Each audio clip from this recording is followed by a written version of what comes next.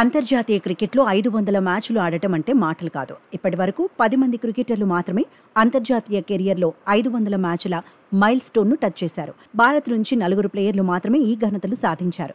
Master blaster Sachin Tendulkar అత్యధికంగా 664 మ్యాచ్ల్లో బరిలో దిగాడు. మాజీ కెప్టెన్ మహేంద్ర సింగ్ ధోని 538 మ్యాచ్ల్లో టీమిండియా తరపున ఆడాడు. భారత్ తరపున విరాట్ కోహ్లీ 3వ స్థానంలో ఉన్నాడు. కాన్పూర్లో బంగ్లాదేశ్తో టెస్ట్ మ్యాచ్ను కలిపితే విరాట్ 535 మ్యాచ్ల్లో బరిలో దిగినట్టే. మహేంద్ర సింగ్ ధోనిని దాటేయడానికి కోహ్లీ ఇంకా 4 మ్యాచ్ల దూరంలో ఉన్నాడు. అయితే 500 మ్యాచ్ల క్లబ్ చేరడానికి రోహిత్ కూడా సిద్ధమయ్యాడు.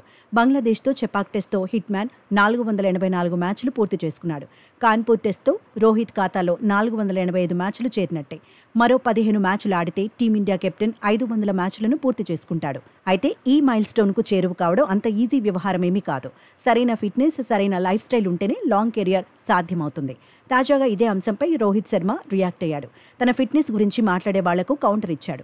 ఫిట్నెస్ లేకుండానే 500 మ్యాచ్లకు చేరువయ్యానా అని ప్రశ్నించాడు. చాలా తక్కువ మంది క్రికెటర్లే ఇప్పటి వరకు 500 మ్యాచ్లు ఆడారన్నాడు.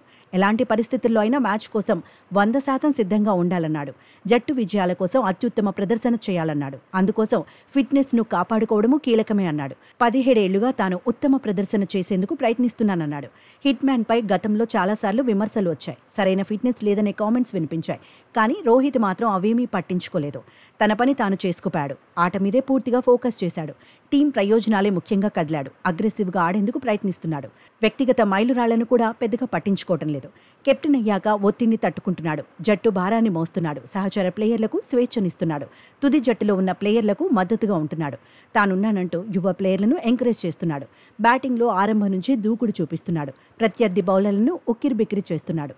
తర్వాతి బ్యాటర్స్పై ఒత్తిడి లేకుండా చూసుకుంటున్నాడు. గత వన్డే వరల్డ్ కప్ నుంచి హిట్ మ్యాన్ మరింత అగ్రెసివ్గా మారాడనే టాక్ నడుస్తోంది. మొత్తంగా T20 వరల్డ్ కప్ గెలిచాక రోహిత్ కాన్ఫిడెంట్గా ఆడుతున్నాడు. అభిమానులను ఎంటర్టైన్ చేయడమే టార్గెట్గా బరిలో దిగుతున్నాడు.